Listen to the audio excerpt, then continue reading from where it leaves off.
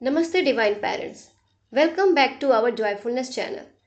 जैसा कि कल हमने समझा कि 0 to 6 ईयर्स के दौरान बच्चों का इमोशन फाउंडेशन कैसे बनता है। अगर आपने वो वीडियो नहीं देखा है तो पहले ऊपर दिए गए आई बटन पर क्लिक करके ज़रूर देखें। आज हम बात करेंगे 6 to 12 ईयर्स के फेज में पेरेंटिंग रोल की। ये वो एज है जहां बच्चा अपनी आइडेंटिटी बनाना शुरू करता है, जहां मैं कौन हूं का सवाल पहली बार उभरता है। अक्सर पेरेंट्स कहते हैं मेरा बच्चा मेरी बात नहीं सुनता, पर असली सवाल ये है, क्या वो खुद की आवाज़ सुन पा रहा है। 6 से 12 साल का समय एक साइलेंट इमोशनल शिफ्ट होता है। माँ के गर्भ की गर्माहट और बचपन का टच भरे पलों से निकलकर अब बच्चा एक नए सफ़र पर है, जहां उसे आउटर वर्ल्ड के लॉजिक, जजमेंट और सोशल एक्सपीरियंस का सामना करना पड़ता है। अब हर दिन एक साइलेंट ट्रांसफॉर्मेशन का हिस्सा बन गया है, जहां इमोशनल प्रोटेक्शन से निकलकर उसका मन अपनी पहचान और जगह ढूंढने लगता है। इस फेज में उसका इमोशनल ब्रेन ऑब्जर्व करता है वो एक्सपीरियंस जो उसकी सेल्फ इमेज को शेप करेगा, और इसी फेज में उसका इमोशनल ब्रेन ऑब्जर्व करता है हर वो एक्सपीरियंस जो उसकी सेल्फ इमेज को शेप करेगा। और इसी एज में वो कुछ चीज़ों के लिए आप पे डिपेंड होता है तो कुछ कामों के लिए इंटरडिपेंड बनता है, और इसी को समझने के लिए हम डिटेल में बात करेंगे। प्रॉब्लम ये होती है कि बहुत बार हम उससे अब भी छोटा समझकर हर काम उसके लिए करते हैं, जैसे स्कूल बैग पैक करना, होमवर्क के लिए चेज करना, और ये अनइंटेंशनल ओवर केयर उसकी ग्रोथ को लिमिट करता है। क्या कभी आपने नोटिस किया है, जब हम सोचते हैं जब तक ये करेगा तब तक मैं कर लेती हूँ, तब हम अपनी कंफर्ट उसकी लर्निंग पर हावी कर देते हैं। एक्चुअली होता क्या है, उस टाइम हमारे दिमाग में ये होता है कि स्कूल के लिए लेट हो जाएगा, बस छूट जाएगी, मुझे और भी काम है, ये समझता क्यों नहीं। ऐसे ख्याल हमें रोक देती है। पढ़ाई की रिस्पॉन्सिबिलिटी खुद ले लेते हैं, कहीं वो फेल ना हो जाए और पैसे ना वेस्ट हो जाए, ये वाली फीलिंग हमें रोक देती है। तो हमें उसके लाइफ का गार्ड नहीं, गाइडर बनना है। चलिए इसे एक एग्जाम्पल के साथ समझते हैं। जब बच्चा रूल्स तोड़ता है, गार्ड कहता है चुपचाप टीवी बंद करो, लेकिन एक गाइडर कहता है बेटा टीवी का समय खत्म हो गया, हमने मिलकर रूल बनाया था कि 1 घंटा ही देखेंगे ताकि आंखों को आराम मिले और हम मस्ती कर सकें, कुछ वक्त अपने साथ बिता सकें। Discipline is not about punishment, it's about preparing them for life. रोज सुबह उठते ही ब्रश, रेडी होना, स्कूल बैग चेक करना, अगर ये हैबिट बन जाए तो बच्चा अपने कामों के प्रति जिम्मेदार बनता है। डिनर के टाइम के बाद ग्रेटिट्यूड जार में लिखना कि आज मैंने अपने पूरे दिन में क्या सीखा और मैंने किसकी हेल्प की। क्या आप हर रोज एक सोलफुल हैबिट उनके रूटीन का पार्ट बना रहे हैं? ये अपने आप से एक बार सवाल पूछिए।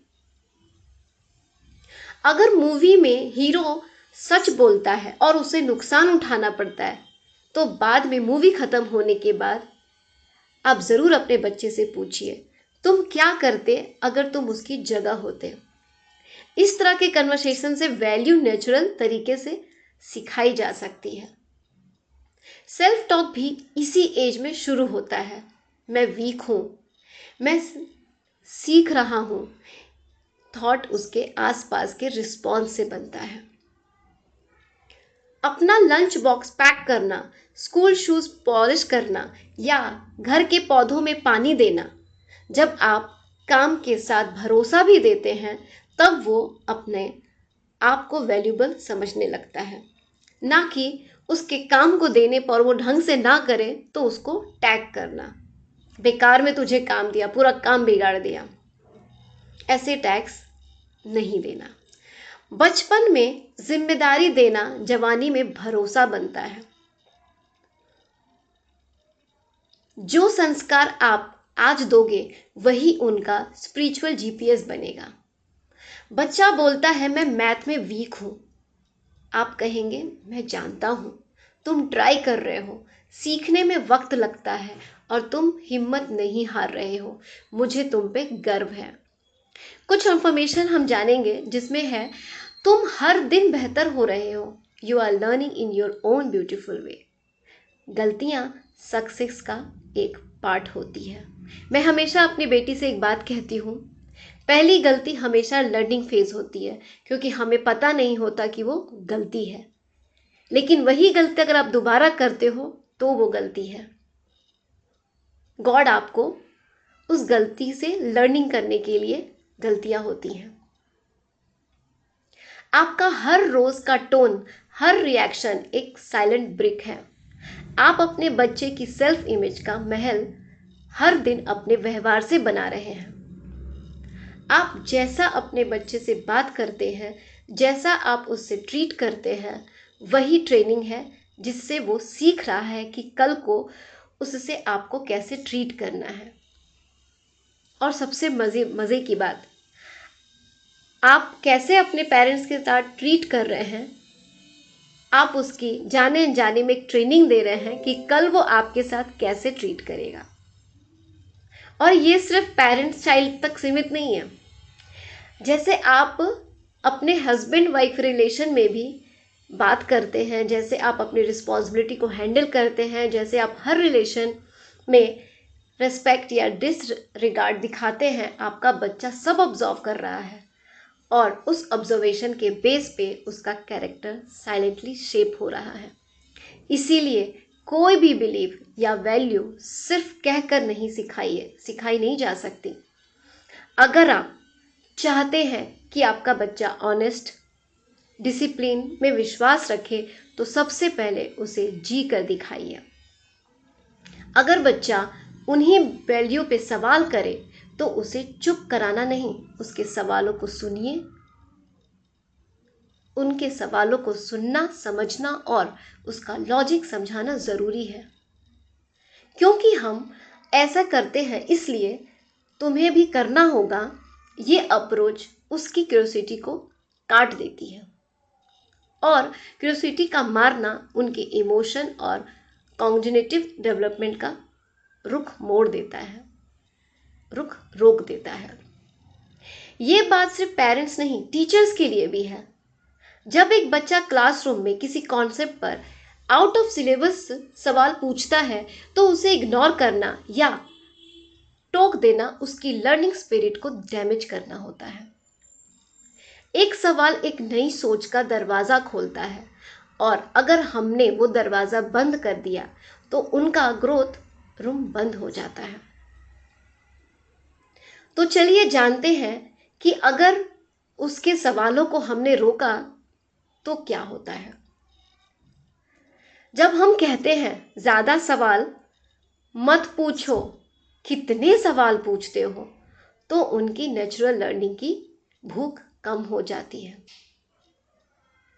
Curiosity is the starting point of intelligence. सवाल सोचने पे मजबूर करते हैं। जब बच्चे पूछ नहीं पाते तो उनका ब्रेन पैसिव हो जाता है। बार बार चुप कराना या डांटना, इससे बच्चा फील करता है कि मेरा क्वेश्चंस कहीं गलत तो नहीं, क्या मैं कुछ गलत तो नहीं पूछ रहा। जब हम उनके क्वेश्चंस इग्नोर करते हैं, वो फील करता है कि उनकी फीलिंग और थॉट्स मैटर नहीं करती। बच्चा हर बात पूछने से पहले डरेगा कहीं डांट ना पड़ जाए, इससे कम्युनिकेशन बंद हो जाती है। जब क्वेश्चंस अलाउ नहीं होते तो वो सरफेस लेवल अंडरस्टैंडिंग लेकर रह जाते हैं, डेप्थ मिसिंग हो जाती है, लर्निंग प्रोसेस स्लो हो जाती है। जब पूछने का मौका नहीं मिलता तो बच्चा अपने इमोशंस और थॉट्स एक्सप्रेस नहीं करता, नहीं सीख पाता। क्वेश्चंस उनकी सोच बनाता है और सोच से बनता है उनका मैं कौन हूं। अगर सवाल दब गए तो आइडेंटिटी भी अनक्लियर हो जाती है। डिवाइन पेरेंट्स, याद रखिए, सवाल गलत नहीं होते, उन्हें इग्नोर करना गलती होती है। आज से एक नए रूल बनाएंगे, no question is silly in this house. और अब अपने आप से एक बार ये कुछ सवाल पूछिए, क्या आज मैंने उसे खुद से काम करने दिया? क्या मैंने आज उसकी मेहनत पे ध्यान दिया या सिर्फ रिजल्ट पे? क्या तुमने आज एक छोटी सी रिचुअल या सोलफुल मोमेंट शेयर किया? डियर डिवाइन पेरेंट्स, 6 से 12 साल एक ट्रांजिशन है जहां आप टीचर, मेंटर और मिरर बनाते हैं। ये एज सिर्फ रिपोर्ट कार्ड का नहीं, सेल्फ वर्थ का सिलेबस है। जब आप आज बोल रहे हैं वही कल उनके अंदर की आवाज़ बनेगी। अगर आप चाहते हैं कि आपका बच्चा दुनिया के सामने कॉन्फिडेंट हो तो उसे पहले खुद के सामने सिक्योर बनाइए। तो अगर ये बातें आपको दिल को छू गई तो जॉयफुल नेस्ट को ज़रूर सब्सक्राइब करें और कमेंट में ज़रूर लिखें, मैं 6 से 12 के फेज़ में पेरेंटिंग का मैजिक समझ रही हूँ या समझ रहा हूँ। Thank you so much. और कल जानेंगे टीनेजर एज में हमारा एज अ पेरेंट क्या रोल होता है। Thank you so much.